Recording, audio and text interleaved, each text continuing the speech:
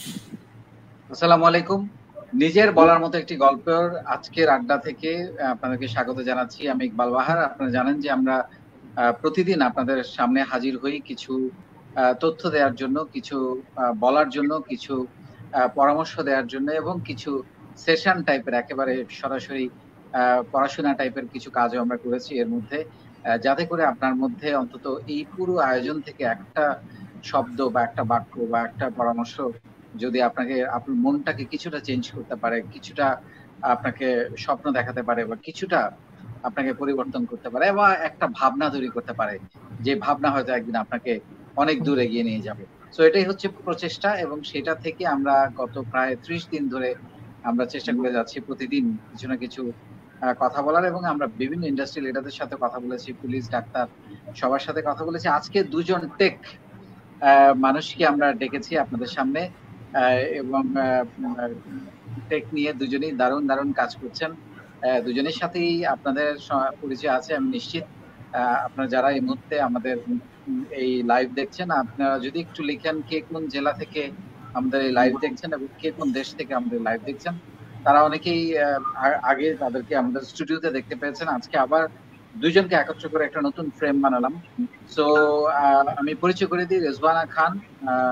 উনি মূলত technology entrepreneur এবং ভেঞ্চার ক্যাপিটালিস্ট। নিজের একটা একজন উদ্যোক্তা, টেক উদ্যোক্তা, ডেফিনেটলি নিজের একটা প্রতিষ্ঠানও আছে।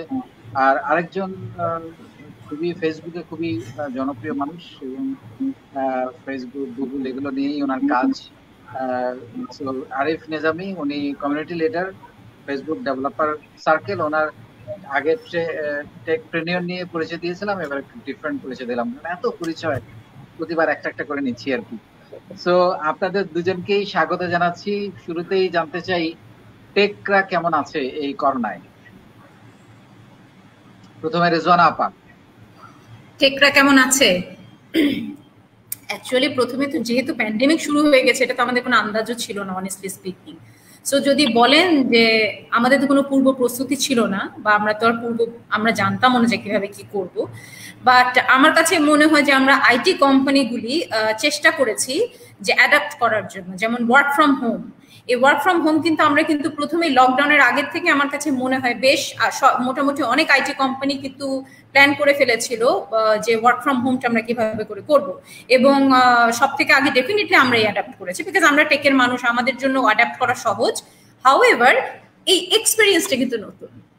হ্যাঁ, সো এই এক্সপেরিয়েন্সটা কিন্তু খারাপ না। মানে আমি যখন দেখলাম যে আরে এটা তো এখন ভালোই হচ্ছে, দেখি যে একদিক থেকে ভালো, যেমন আবার ডেভেলপাররা যদি বাইরে থেকেও কাজ করে, সার্ভার তাদের থাকলো, তারা কাজ করছে, তারা একটা কাজ জমা দিচ্ছে, সকালবেলা উঠে সবাই মানে আমাদেরকে সবাই গ্রিট করছে। নর্মালি যেটা হয় যে আমি কিন্তু টিমের সাথে গিয়ে যে প্রতিদিন যে গিয়ে খুব দেখা হয় বা কথা হয় তা না, বরং দেখা যায় অনলাইনে কিন্তু সবাই সবাইকে গ্রিট করছে, বা আমারও কোনো ইনস্ট্রাকশন থাকলে বা কোনো ভালো মানে কোনো কিছু বলতে গেলে আমি কিন্তু ডাইরেক্ট গ্রুপে বলে দিচ্ছি। সো এই যে আমাদের যে সম্পর্কটা ইভেন সেটাও কিন্তু আসলে খুব খারাপ যাচ্ছে না। সো ইন দ্যাট কেস অবশ্যই এটা ভালো যাচ্ছে। বাট যেটা মানে যেটা কিন্তু সব টেকনোলজি, সব সার্ভিসই তো আর আপনার মানে অনলাইনে সম্ভব না। ফিজিক্যালি দেখতেই হয়। যেমন আপনি নিজেও আইএসপি আছে আপনার, so you know it very well যে আপনারা লোকাল আইএসপি বা আপনার আইএসপি কোম্পানিগুলি যারা আছেন তাদের কি কষ্টটাই না করতে হচ্ছে, আমাদেরকে অনলাইন রাখতে হচ্ছে। যে আজকে অনলাইন আমরা আছি, এটা কিন্তু আপনাদের কারণে। আপনারা কষ্ট করছেন, আপনাদের ছেলেপেলেরা কিন্তু রাস্তায় রাস্তায় কিন্তু সার্ভিসগুলি দিয়ে বেড়াচ্ছে। আমার বাসায় তো যখন ওয়াইফাই এর প্রবলেম হয়, আমি কিন্তু ডেফিনেটলি আমার সার্ভিস প্রোভাইডারকে ফোন দিচ্ছি, হ্যাঁ, যে আমার এটা প্রবলেম হচ্ছে, এসে কিছু করে যাচ্ছে, কাজ করে যাচ্ছে। তো এই যে জিনিসগুলি, সব কাজ তো ভার্চুয়ালি সম্ভব না। সো সেক্ষেত্রে কিন্তু আমি যদি বলি টেকরা কেমন আছে, ইয়েস আমরা চেষ্টা করছি ভার্চুয়ালি সার্ভিস দিতে। অ্যান্ড দেন ফিজিক্যালি সার্ভিসটা টেক ইন্ডাস্ট্রিরা যথেষ্ট ভালোভাবে এবং রিলিজিয়াসলি দিচ্ছে। কারণ আমি যদি আইএসপির কথা বলি, আমি টেলিকমের কথা বলি, আমরা ই কমার্সের যত ডেলিভারি সার্ভিস এবং ই কমার্সের যারা এত ভালো কাজ করছে ভাই, মানে সিরিয়াসলি আমাদের লাইফ যে কি ইজি হয়ে গেছে, মানে অনেস্টলি আমরা খেতাম কি আসলে বলেন, বাজার তো একসময় শেষ হবে। আমি তো জানি না কত দিনের জন্য আমার এই লকডাউন চলবে, কি যে কষ্ট করছে ওনারা, মানে এটা অবভিয়াস, এবং কি টাইমে একদম টাইম মতন ডেলিভারি সার্ভিসগুলি আসছে। সো এই যে টেকরা কেমন আছে, এটাই টেকরা আছে। তবে ইয়াস আমরা খুবই টেনশনে আছি, এইভাবে কিছু সার্ভিস স্টপ হয়ে বসে আছে। হ্যাঁ, দেন অনেক প্রজেক্ট সামনে ছিল, সামনে কাজগুলো এখন দেরি হয়ে যাচ্ছে, ওর বন্ধ হয়ে যাবে, উই ডোন্ট নো বাজেট থাকবে কি থাকবে না। বাইরের কাজগুলিও অনেক আমাদের আউটসোর্সিং এর কাজ আছে বা বন্ধ হয়ে গেছে বাংলাদেশে। সো এইসব নিয়ে তো আসলেই আমরা অনেক চিন্তায় আছি। হ্যাঁ, ঠিক যে বিজিএমএ যেমন খুব সুন্দর করে প্রথমেই একদম বলে ফেলতে পেরেছে, আমাদের হয়তো একটু বলতে সময় লাগছে, বাট আমরাও কিন্তু চেষ্টা করছি মানে জানানোর, এবং আরো হয়তো বা ডেটা আমরা হয়তো অ্যাসোসিয়েশন গুলির থ্রুতে আমরা এগুলো জানানোর ব্যবস্থা করব ইনশাআল্লাহ। অ্যাবসলিউটলি রেজানা আপা, আমার রেজানা আপার কথা ধরে একটা দুষ্ট প্রশ্ন মাথায় আসলো আরিফ ভাই আপনার জন্য। উনি বলছেন বা সবাই বলছেন, আমরা নিজেরাও বলছি গত 40-45 দিন ধরে, যে হোম অফিস খুবই জনপ্রিয় একটা মাধ্যম হয়ে গেছে এবং ভবিষ্যতে হয়তো অফিসগুলো ছোট হয়ে যাবে, হোম অফিস হবে, এবং খুবই নিশ্চিন্তে আছে যারা হোম অফিস করবে, তারাও খুব শান্তিতে আছে মনে হচ্ছে।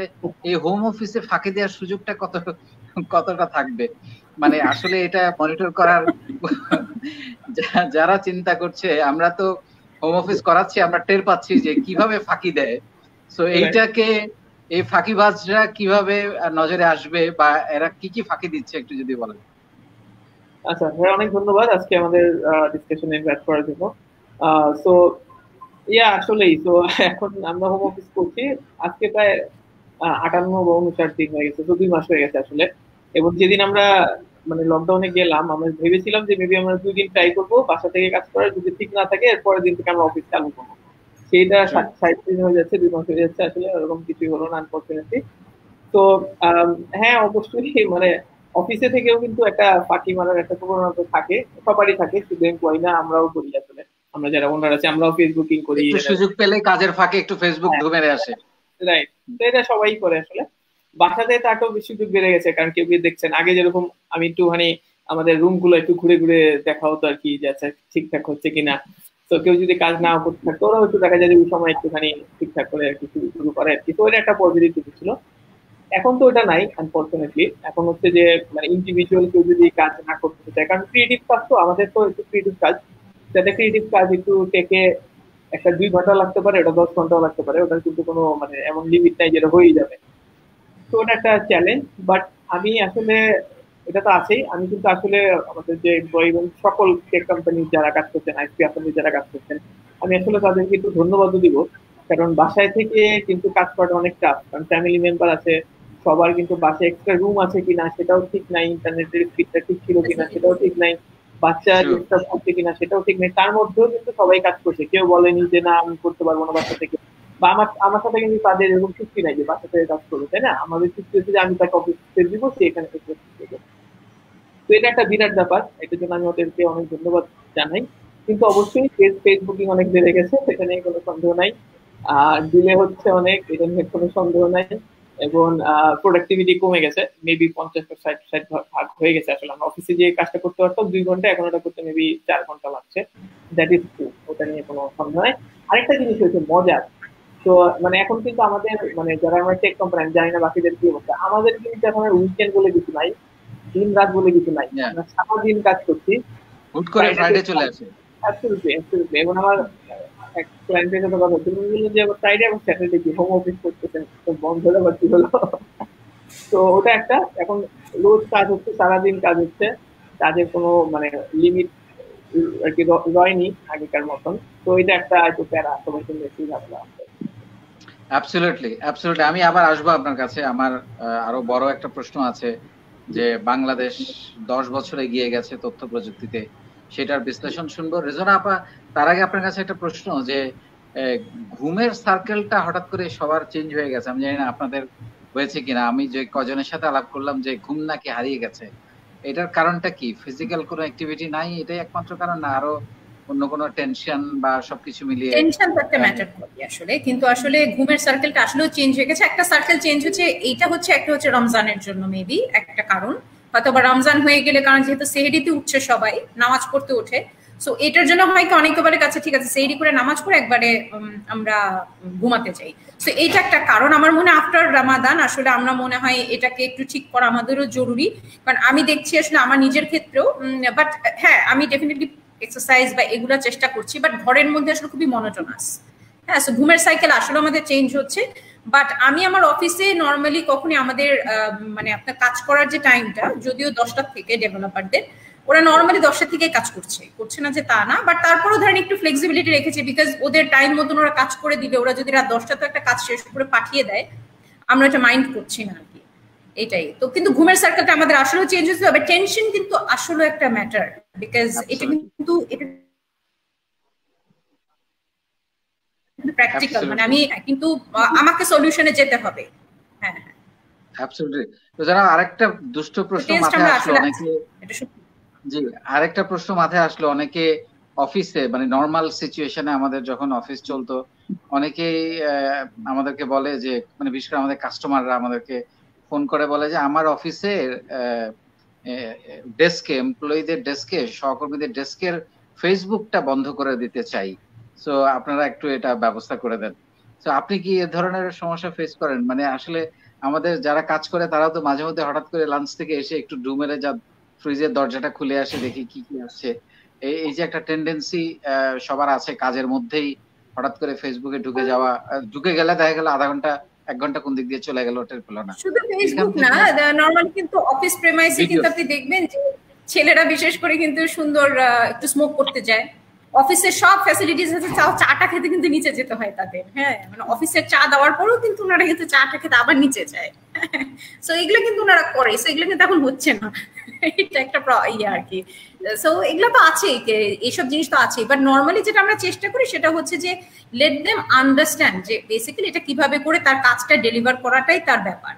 সো সে ফেসবুকে আধা ঘন্টা কাটিয়ে করবে না 10 মিনিট নিচে গিয়ে চা সিগারেট খেয়ে আসবে, সো এটা তার ব্যাপার, কিন্তু প্রবলেম সলভ বা কাজটা তার শেষ করতে হবে। এই রেসপন্সিবিলিটিটা আসলে টিমের মধ্যে থাকতে হবে, বা ওনারশিপটা সবাইকে নিতে হবে। আদারওয়াইজ কিন্তু আপনার টিমরা কিন্তু আসলে বেসিক্যালি ওনারশিপ যদি না নিতে পারে, তাহলে কিন্তু আপনি খুব বেশি ভালো এমনিতেও আপনি পাবেন না আউটপুট।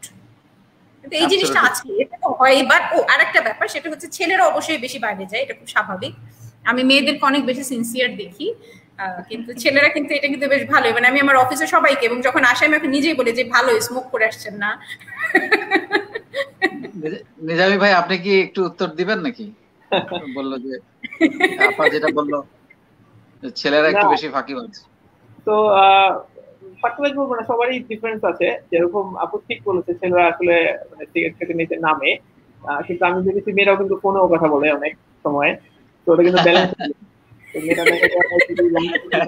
একটু বেশি সময় নিয়ে নেয় বা একটু বেশি করে ফেলে, তো এটা ব্যালেন্স, পৃথিবী সবকিছু ব্যালেন্স করে ফেলে আসলে।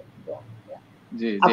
আচ্ছা, আমি যে প্রশ্নটাতে আসতে যাচ্ছিলাম সেটা হচ্ছে যে বাংলাদেশ, মানে আমরা খুব সুন্দর একটা, আমি শিওর আপনারাও টেক গাই যেহেতু আপনি দেখেছেন, একটা কার্টুন দেখেছিলাম যে এই যে আমাদেরকে যে অনেক বেশি প্রযুক্তি নির্ভর করলো, কে সিইও করলো, সিএক্সও করলো, না করোনা করলো?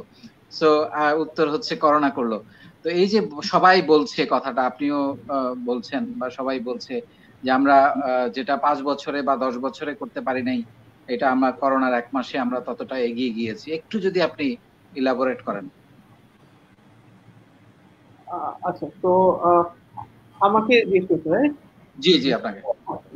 তো এটা আসলে ট্রু। তো আমরা কিন্তু মানে আমি আর্টিকেল কথা যেটা বলছেন, তো এই যে একটা হঠাৎ করে একটা মানে সিচুয়েশন হয়ে গেল, এখন আপনি যদি মানে চিন্তা করেন যদি ইন্টারনেট না থাকতো, তাহলে কিন্তু মানে পৃথিবীতে যে এখন কি অবস্থা দাঁড়াতো, ইকোনমি এখন যাও চলছে সেটা কিন্তু একদম জিরো চলে আসতো।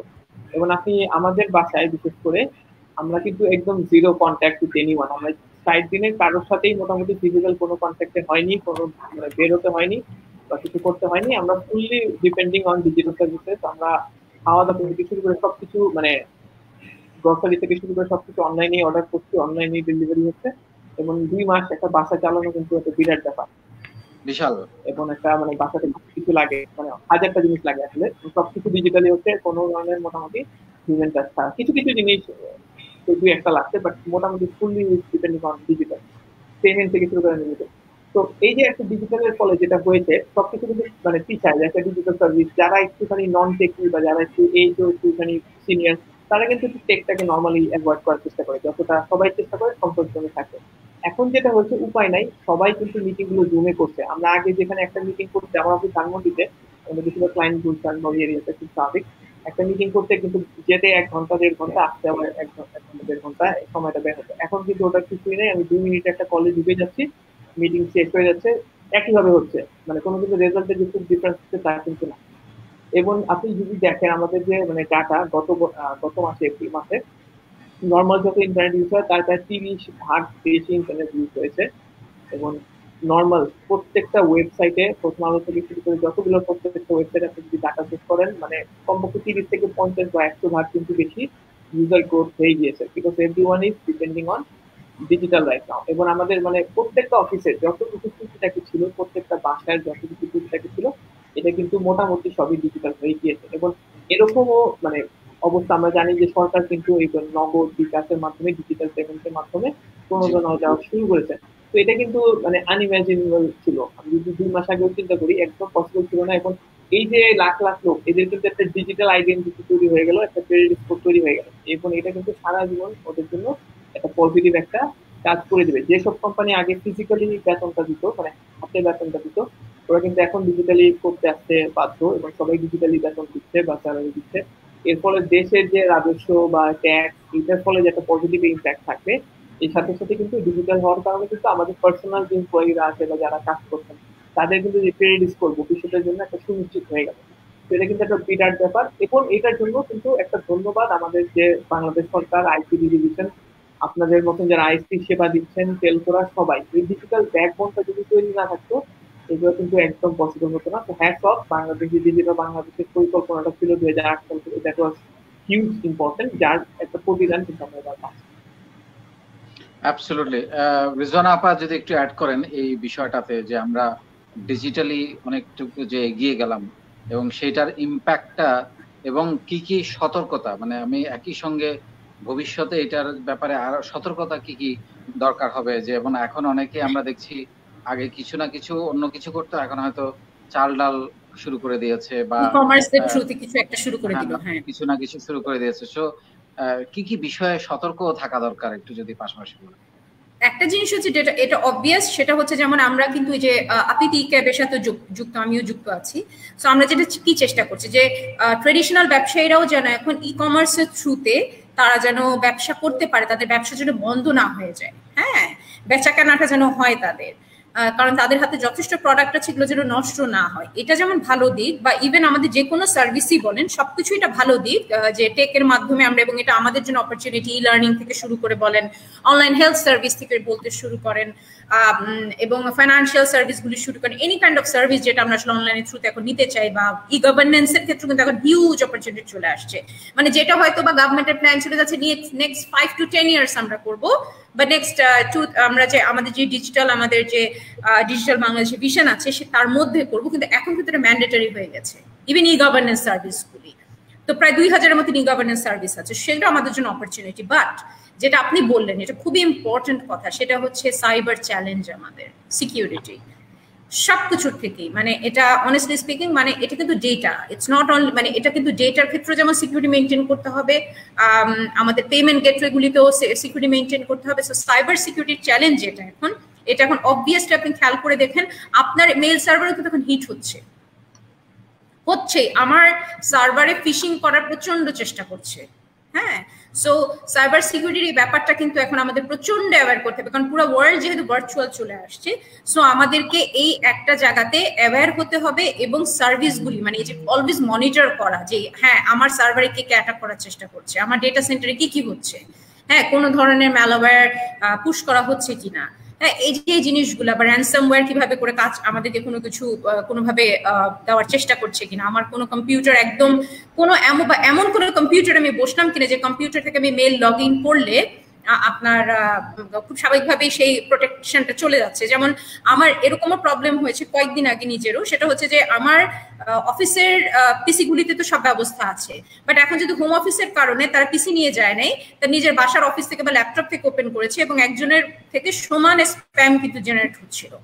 সো সেই প্রবলেমগুলো কিন্তু আমাদের সর্ট আউট করতে হয়েছে। হ্যাঁ, সো এইগুলো এখন হবে। সো অন্যান্য জায়গাতে আরো বেশি, গভর্নমেন্ট সাইটগুলোতে প্রচন্ড আমাদের থ্রেট আছে, বাট এগুলো কিন্তু খুব সিম্পলিফাইড ভাবেই কিন্তু অনেক কিছু চাইলে আমরা আটকাতে পারি। হ্যাঁ, সো এই জিনিসগুলোর ব্যাপারে আমাদের অনেক কাজ করার আছে। এখানেও কিন্তু টেকেরই আমাদের opportunity. So that is also another business that যেটা আমরা করতে পারি। But yes, we have so many threats আসলে, যদি আমরা সাইবারে যেভাবে কাজ করছি সেটা। অ্যাবসলিউটলি। এবং আরিফ ভাই, আপনার কাছে আমি আসতে চাই যে যখনই কোনো রকম একটা ডিজাস্টার, ধ্বংসযোগ্য বা যুদ্ধ অবস্থা শেষ হয়, তখন অনেকগুলো অপরচুনিটি তৈরি হয়। এবং আমাদের পৃথিবীতে এখন যেভাবে এগোচ্ছে, আমরা এগ্রো বলি, হেলথ বলি, বা যে কোনো সেক্টর বলি, প্রত্যেকটা সেক্টরে টেকনোলজি কোনো না কোনো ভাবে যুক্ত হয়ে যাচ্ছে এবং এটাকে বাইরে রাখার এখন আর কোনো সুযোগ নাই। এখন এই যে ডিজিটালি সাপ্লাই চেইন ম্যানেজমেন্টে কৃষকের থেকে ডিরেক্টলি কিভাবে প্রোডাক্ট একেবারে ভোক্তার হাতে পৌঁছানো যায়, সেগুলো নিয়ে অনেক কাজ হচ্ছে। ভবিষ্যতে হয়তো এটা আরো বেটার হবে। তো আপনি কি কি অপরচুনিটি এইরকম একটা ডিজাস্টারের পরে কোন কোন সেক্টরে আপনি টেক অপরচুনিটি দেখতে পাচ্ছেন? অবশ্যই। তো আমি তো হিস্টোরিক্যাল থেকে শুরু করি। আমরা যদি আমাদের যে বাংলাদেশ এবং ইন্ডিয়া মানে আশেপাশে যে দেশগুলো আছে, এখানে আমরা যদি বড় বড় যে বিজনেস গ্রুপ গুলো আছে, যে মানে যারা বিজনেস করছে বা নাম যাদের কি জানে, আমি যদি তাদের হিস্ট্রি দেখি, তারা কিন্তু মোটামুটি বিজনেস শুরু করে সেটা হচ্ছে যে যখনই তাদের দেশ স্বাধীন হয়েছে বা আমাদের দেশ যখন স্বাধীন হয়েছে, তখন কিন্তু একটা অপরচুনিটি থাকে নতুন বিজনেস গুলোকে গ্রো করার। মানে একটা ডিজাস্টারের পরে কিন্তু জায়গাটা মানে অনেক ব্যাকিং তৈরি হয়। তো তখনকার অনেক বিজনেস কিন্তু এখন মানে বিরাট বিরাট ব্যবসা করছে বা অনেক বড় কোম্পানি হয়ে গেছে। 2008 সালে যে রিসেশন হয়েছিল ইউএসএ তে, আমেরিকায়, তারপরে কিন্তু যে ফেসবুক বলি বা এরকম আরো অনেকগুলো কোম্পানি কিন্তু তখন এসেছে, মানে একটা বিরাট জায়গা করে নিয়েছে। আগে থেকে মেবি ছোটখাটো করার চেষ্টা করছিল, কিন্তু তখন একটা বিরাট একটা জায়গা করে নিয়েছে 2008 সালের পর থেকে। তো এটা কিন্তু একটা অপরচুনিটি। তো এরকম যখন একটা রিসেশন হয়, কারো অনেক ক্ষতি হয়, কিন্তু নতুন অনেক অপরচুনিটি তৈরি হয়। এবং প্রত্যেকেরই উচিত এই নতুন অপরচুনিটি গুলোকে সার্চ করে সেটাকে অ্যাডাপ্ট করে নেওয়া। যারা অ্যাডাপ্ট করতে পারবে না, তাদের তো অবশ্যই অনেক ক্ষতি হবে বা ওটা একটা ডিজাস্টার হবেই। কিন্তু যারা পারবে তারা কিন্তু একটা অনেক গেইনার হবে, উইনার হবে। তো বাংলাদেশে এখন যেমন দেখা যাচ্ছে, আপনি যদি দেখেন প্রত্যেকটা অনলাইনে মানে যে যাই করুক, এখন কিন্তু সবাই হচ্ছে গ্রসারি সার্ভিসটা দেওয়ার চেষ্টা করছে। যে কোনো ধরনের ই কমার্স সার্ভিস থাকুক বা পাঠানোর মতো সার্ভিস থাকুক, সবাই কিন্তু গ্রোসারিতে অনেক বেশি ফোকাস করছে।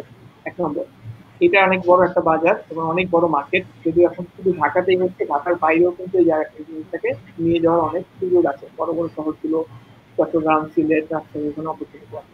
2 নম্বর, আরেকটা অনেক বিশাল বিশাল সেক্টর এরিয়া হচ্ছে এডুকেশন সেক্টর, এডটেক আমরা যদি বলি।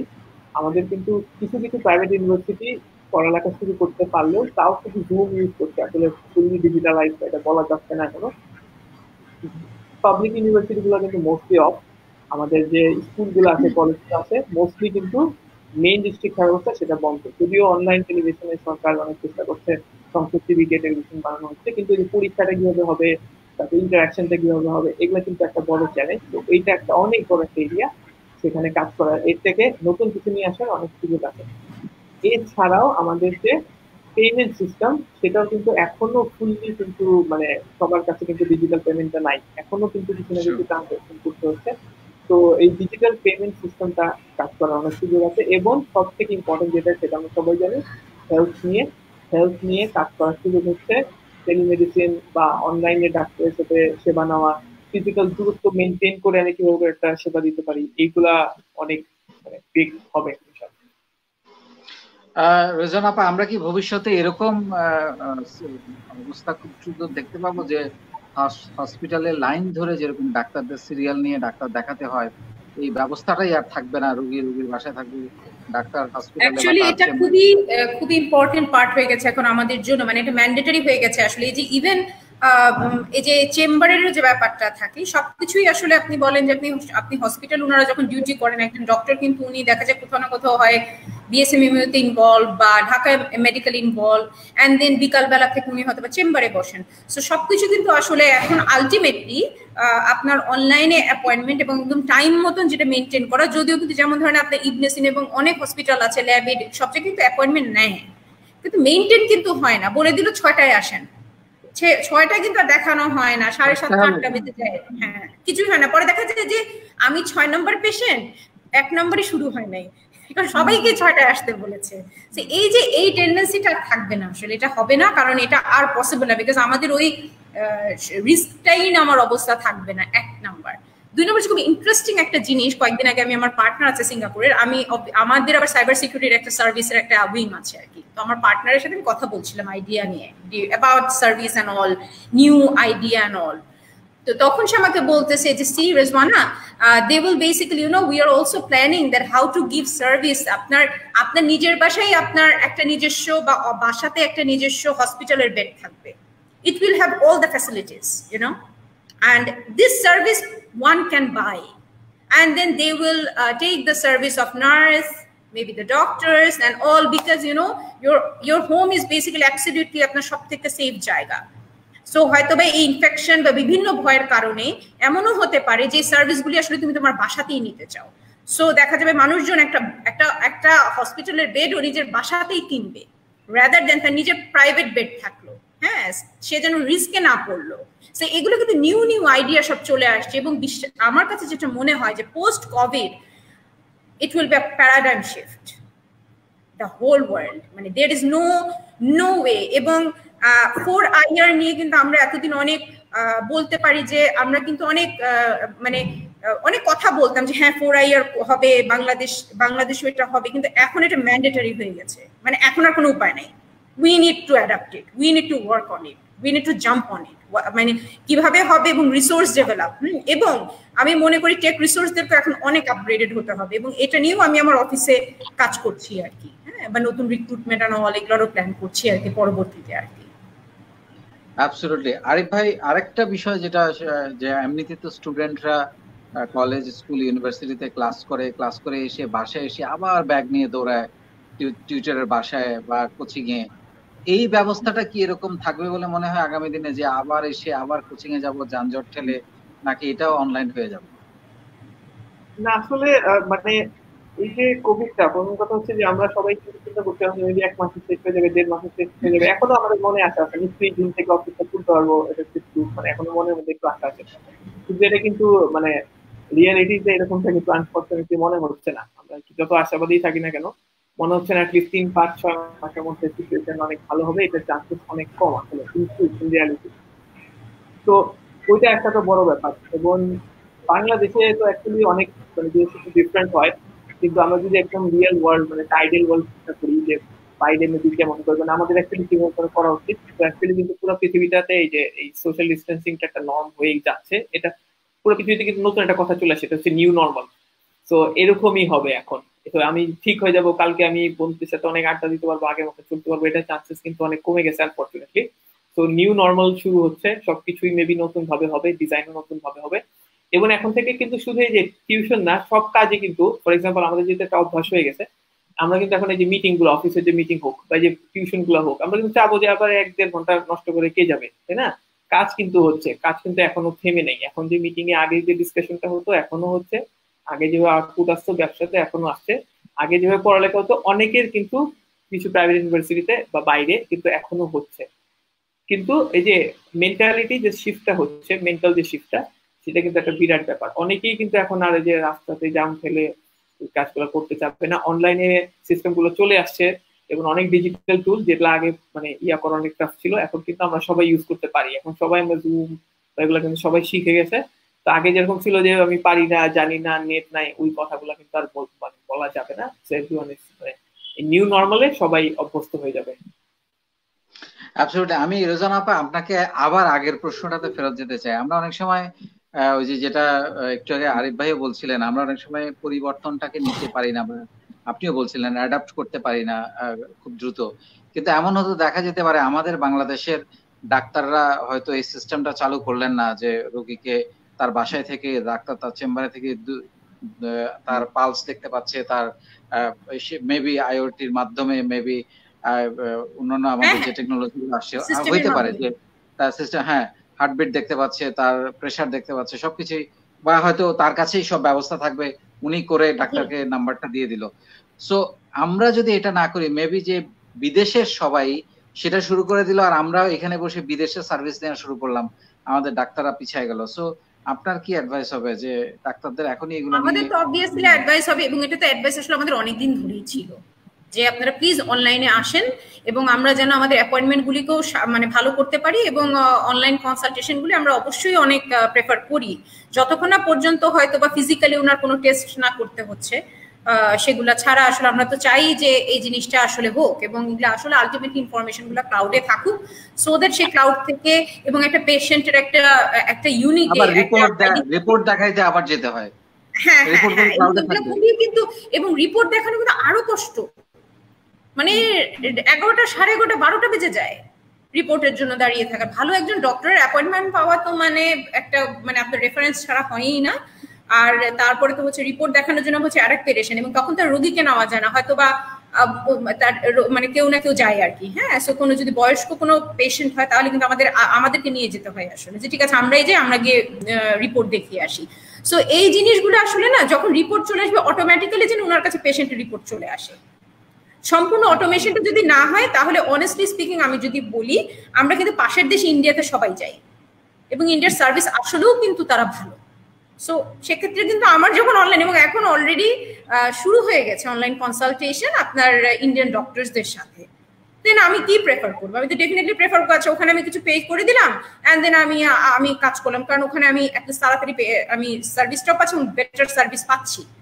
সো এই জিনিসটা তো খুব খারাপ না। সো এইভাবে হচ্ছে আমাদেরকে অ্যাডাপ্ট করতেই হবে, there is no other way. Even আমি যদি বলি ই-লার্নিং এর ক্ষেত্রেও টিচারদেরকে অ্যাডাপ্ট করতেই হবে, স্কুলদেরকে অ্যাডাপ্ট করতেই হবে, বিকজ বাচ্চাদেরকে নিয়ে কেউ রিস্ক নিবে না, দুইটা এজকে নিয়ে কেউ রিস্ক নেয় না। একটা সিনিয়র সিটিজেন, বিকজ তারা অনেক ভালনারেবল থাকে, এবং আরেকটা হচ্ছে চিলড্রেন, স্টুডেন্টস, এদেরকে নিয়ে কিন্তু কেউ রিস্ক নিবে না, ইনক্লুডিং অনলাইন ইউনিভার্সিটিস, কোনো উপায় নাই। সো অ্যাডাপ্ট করতে হবে। অ্যাডাপ্টেশন ছাড়া এখন ইভেন আপনি যদি টেকনোলজি রিলেটেড আমাদের টেক রিসোর্সদেরকে বলেন, তারা যদি এখন গড়িমসি করে তাহলে বলবো তুমি আর টেকে থেকো না, ইটস বেটার তুমি অন্য জায়গায় চাকরি নাও, নন টেকে চলে যাও, রাদার দেন আমরা অন্য কোনো ছেলেদেরকে তৈরি করি বা মেয়েদেরকে তৈরি করি। এগুলো বুঝতে হবে আমাদেরকে, সিচুয়েশন কিন্তু সেম থাকবে না, লাইফ কিন্তু এই যেটা অলরেডি বললো যে নিউ নর্মাল, হ্যাঁ নিউ নর্মালটাকে কিন্তু আমাদেরকে অ্যাডাপ্ট করতে হবে। আমার লাইফ আর আগের লাইফ হবে না, মানে সত্যি কথা জানি আর আগের লাইফ হবে না, আগের লাইফ হবে না। অ্যাবসলিউটলি। আরিফ ভাই, এই যে আমরা বারবার বলছি যে আমাদের পড়াশোনা, আমাদের সবকিছু লং ডিস্টেন্সে করতে হবে, তাহলে এই যে স্কুল কলেজ ইউনিভার্সিটিতে যাওয়া, বন্ধুদের সঙ্গে আড্ডা, বডি ল্যাঙ্গুয়েজ, তারপরে একটা দুষ্টামি, একটা চোখে চোখ, আমরা তো ভার্চুয়ালি তো আমরা আসলে ছবি দেখি, আসলে তো মানুষটাকে আমরা কতটা ফিল করতে পারি, তার চোখের ভাষা, তার বডির ভাষা, তার কালচার, তার এই জিনিসগুলো কি হারিয়ে যাবে আস্তে আস্তে? আমাদের যে এই যে বেড়ে ওঠা এই যে সংস্কৃতি, এগুলো কি আস্তে আস্তে আমরা বিলুপ্তির দিকে চলে যাবে? মানে মানুষ কি আলটিমেটলি রোবট হয়ে যাবে, মানে টেক টেক চিন্তা করতে করতে? না, সেরকমটা অবশ্যই না। এখানে আসলে মানে আমার পার্সোনাল মতামত হচ্ছে যে ফর এক্সাম্পল আমরা যেটাতে অভ্যস্ত, আমরা যদি সেটা না করি আমাদের কাছে খারাপ লাগতে পারে। ফর এক্সাম্পল আমরা স্কুলে গিয়েছি, বন্ধুর সাথে মিশেছি, আমি যদি এখন এটা না করি, বাইরে না যেয়ে খারাপ লাগবে, কিন্তু যে প্রথম থেকে এটা করে আসছে, যে কোনোদিন মিশেই নেই, তার কাছে কিন্তু এটাই নর্মাল, সে মনে করবে এটাই, সে তার মানুষের সাথে মিশতে সমস্যা হবে। তো এটা যেমন করে আমাদের বাচ্চারা এখন খেলার মাঠ পায় না, বা আমরা যেরকম বিকেলে খেলতাম, তো ওটা কিন্তু ওরা নর্মাল, তারা কিন্তু মোবাইল দিয়ে খেলতে পছন্দ করে। আমরা বাইরে যাওয়ার জন্য লাগতো যে বাইরে যাবো, তারা মোবাইলটা চায় ওই সময়, তাই না? তো এটা হচ্ছে যে অভ্যস্ত ব্যাপার আছে। আর যাই হোক, যত প্রতিকূলতাই আসুক, মানুষ কিন্তু পৃথিবীতে হাজার হাজার বছর ধরে আছে, এর মধ্যে অনেক বিপদ এসেছে, অনেক ঝামেলা এসেছে, অনেক মানে সভ্যতা হারিয়ে গেছে, কিন্তু তাও মানবিকতা কিন্তু মানে বেঁচে আছে, এবং কিছু জিনিস কিন্তু চেঞ্জ হয়নি, যেটা আমাদের ডিএনএ আছে এত হাজার হাজার বছর ধরে। ওই কিছুগুলা জিনিস কিন্তু, আমি তো মানে একটু খুব জ্ঞানী মাপে কথা হয়ে গেল, বাট আমি হোপ করি যে কিছু জিনিসপত্র থাকবে, মেবি নতুন করে হবে, মেবি আমাদের যে বাসার ছাদ গুলো আছে সেগুলো সেফলি আমরা কিভাবে ইউজ করতে পারি, ওইগুলো আরো চিন্তা হবে, আরো কিন্তু মানে ভালো জিনিস হবে, খারাপ জিনিস যে হবে সবসময় তা না। আই এম ভেরি হোপফুল যে মনে হয় আরো ভালো জিনিস হবে আর কি। অসাধারণ, অসাধারণ। রেজওয়ানা আপা, আমার একদম আমরা শেষের দিকে, লাস্টে যে প্রশ্নটা আপনার কাছে, সেটা হচ্ছে যে আমাদের অনেক, আপনারা দেখেছেন যে একটা স্টার্ট আপ কালচার তৈরি হয়েছে বাংলাদেশে গত কয়েক বছরে, এবং অনেক ছেলে মেয়ে এখানে স্টার্ট আপে যুক্ত হচ্ছে, ইভেন ই কমার্সে ফেসবুকের মাধ্যমে হাজার হাজার ছেলে মেয়ে কাজ শুরু করেছেন। তো তারা নানান কারণেই এখন একটু হতাশ হয়ে গেছে, কি হবে, সেল বন্ধ, আদৌ আদৌ এই প্রতিষ্ঠান ধরে রাখতে পারবে কিনা, করোনার পরে কি দাঁড়াবে, সো তাদের জন্য আপনার কি অ্যাডভাইস হবে? ফার্স্ট অফ অল হচ্ছে আসলে তারাও যেমন ইনভেস্ট করেছে, আমাদেরও ইনভেস্টমেন্ট চলতেই থাকে। আমরাও যারা ব্যবসায়ী তাদের ইনভেস্ট করে, আবার আমরা অ্যাঞ্জেল, সো আমরাও তো টেনশনে পড়েছি। যেমন আমি যেগুলো ইনভেস্ট করেছি এই বছর আমার কিছু ভালো রিটার্ন পাওয়ার কথা ছিল, বাট সেটা হচ্ছে না। হ্যাঁ, তো বা আমাদের যে আমরা স্টার্ট আপ গুলোতে ইনভেস্ট করেছি সেগুলোর হয়তো বা ভ্যালুয়েশন কিছু কমে যাবে, so we have to wait for the next round. Maybe কিছু রাউন্ড কিন্তু এখন পিছিয়ে যাবে, এখন হবে না, যেটা হয়তো বা এই ইয়ারে ঠিক হয়তো বা জুনের মধ্যে হতো, সেটা হচ্ছে না। সো এই জিনিসটা কিন্তু খুব অবভিয়াস, এখন এটা হবে, কিন্তু এটা না ভেঙে পড়লে হবে না। কারণ এখন কিন্তু আমাদের, আপনি যেটা বললেন একটু আগে, সবাই চিন্তিত, ঘুম হচ্ছে না কেন, সবারই আসলে ঘুম হচ্ছে না। একমাত্র মানে সত্যি কথা যেটা, একমাত্র কাদের ঘুম হবে, যারা বাচ্চা তাদের হবে, তাই না? মানে ওদের তো টেনশন নাই, যাদের রেসপন্সিবিলিটি আছে তাদের তো টেনশন হবেই। বাট যেটা হচ্ছে এখন সেটা হচ্ছে তাদেরকে চিন্তা করতে হবে যে কিভাবে করে তাদের সার্ভিসটাকে অন রাখা যায়। যদি সে সার্ভিসটা একদমই অন রাখার মতো না হয়, তাহলে কিছু অ্যাওয়ারনেস কাজ করা, মানে তাদের ভ্যালুয়েশনটা যেন পুরোপুরি নষ্ট না হয় আর কি। তাদের পার্টনারদের সাথে তারা কোনো কোনো অ্যাক্টিভিটিস করা, বা তাদেরকে অন্য কোনো সার্ভিস এর আওতায় এনে, মানে ডেলিভারি হতে পারে, বা আপনারা ই কমার্সের থ্রুতে যদি কোনো কিছু হতে পারে, ডিফারেন্ট টাইপের কোনো সার্ভিস দিয়ে যদি এখন তারা যদি তাদেরকে এঙ্গেজ রাখতে পারে বা ওয়ার্কেবল রাখতে পারে, টাকা পয়সা ইনকামের জন্য কিছু হলো সোর্স করে দিতে পারে। কারণ সবসময় কয়দিন আপনি সাহায্য করবেন? আপনি এক মাসের খাওয়ার হয়তো বা রেশনের টাকা দিয়ে আপনি ব্যবস্থা করে দিলেন, কয় মাসের করবেন বা কয়জনের কাছ থেকে আপনি নিতে পারবেন কয়েক মাস পরে? হ্যাঁ, সো আসলে কিন্তু একটা সলিউশন আসতে হবে। এবং পরবর্তীতে পোস্ট কোভিড হয়তো বা তার ওই সার্ভিসটা নাও থাকতে পারে, সো তাদেরকে এইভাবে অবশ্যই চিন্তা করতে হবে। ইভেন আমি আমার কোম্পানিতে যে সার্ভিস দিই, আমার কিন্তু ফিজিক্যাল ট্রেনিং আছে, এবং ফিজিক্যাল ট্রেনিংটা কিন্তু এখন অফ। সো আমারও কিন্তু সার্ভিস কিছুটা হলো অফ হয়ে আছে একটা পার্টে। তো আমার এখন অনলাইনে যেতে হচ্ছে, অনলাইনে অবভিয়াসলি আমি কিছু ট্রেনিং করাচ্ছি, এবং কিছু কিছু যেগুলো একদমই হাই লেভেল টেকনোলজিক্যাল ট্রেনিং, ওগুলাতে কিন্তু আসলে স্টুডেন্টদের কিন্তু ওই ফ্যাসিলিটিস নাই বাসায়। স্পেশালাইজড পিসি লাগে, ল্যাপটপ লাগে।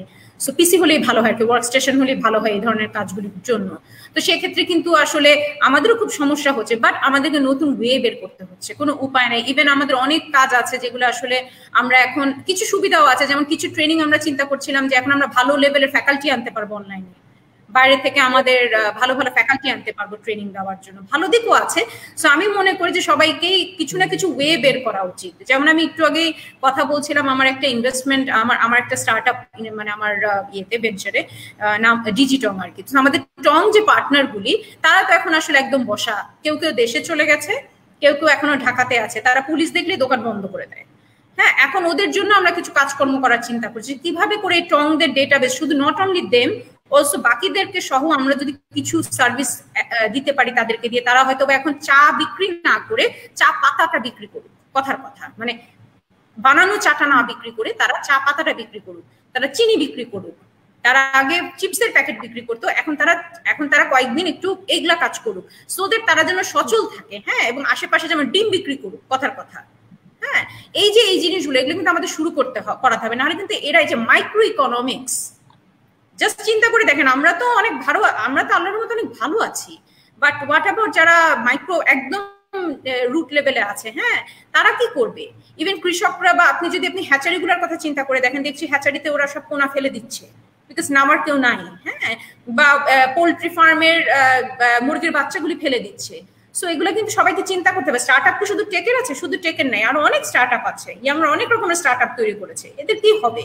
তো এগুলো কিন্তু আমাদের এখন চিন্তা করতে হবে, আসলে সব মিলিয়ে সম্মিলিত চিন্তা করতে হবে দেশের ব্যাপারে। অ্যাবসলিউটলি। আরিফ ভাই, আপনি যদি কিছু অ্যাড করেন, একই প্রশ্ন, যারা তরুণ স্টার্টআপ, তাদের সাহস দেওয়ার জন্য আপনি কি বলবেন?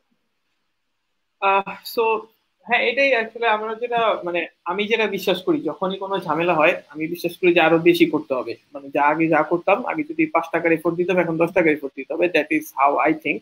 এবং আমার এটাই সাজেশন থাকবে সবার জন্য, আগে যা কাজ করতেন এখন বাড়িয়ে দেন। মেবি কাজটা একই হবে না, কিন্তু এফোর্ট, ইচ্ছা, প্যাশন, এটা বাড়িয়ে দিতে হবে, এছাড়া কোনো উপায় নেই। আর আরেকটা, মানে এটা একটা লেসন ওই স্টার্ট আপদের জন্য, যে রাইট রিসোর্স, মানে এবং যেগুলো ইম্পর্টেন্ট ওটাতে স্টিক থাকা, যে কস্ট গুলা না করলেই নয়, যে মানে এক্সট্রা মার্কেটিং কি আমি করছি কিনা, অযথা জায়গায় টাকা খরচ করছি কিনা, এগুলো কিন্তু একটা বড় একটা লার্নিং হয়ে যাবে, এবং এটা আমরা মানে সারা জীবনে আমাদের সবার জন্যই কাজে লাগবে। তো এটা একটা বিরাট শিক্ষা। এবং অনেক অপরচুনিটি আছে পৃথিবীতে, কিন্তু এই যে স্টার্টআপ মানে এই কোভিড এর জন্য অনেক কিছু হচ্ছে যাতে করে এই স্টার্টআপ গুলো বেঁচে থাকতে পারে। আমাদের আইসি ডিভিশনও অনেক অ্যাক্টিভ, অনেক কিছু হচ্ছে, অনেক জায়গাতে হচ্ছে, অনেক স্টার্টআপরা কিন্তু নানান ভাবে যুক্ত আছে। আমরা সামনে থেকে অনেকে জানি বা জানি না, কিন্তু সবাই কিন্তু কোনো না কোনো কিছু করার চেষ্টা করছে।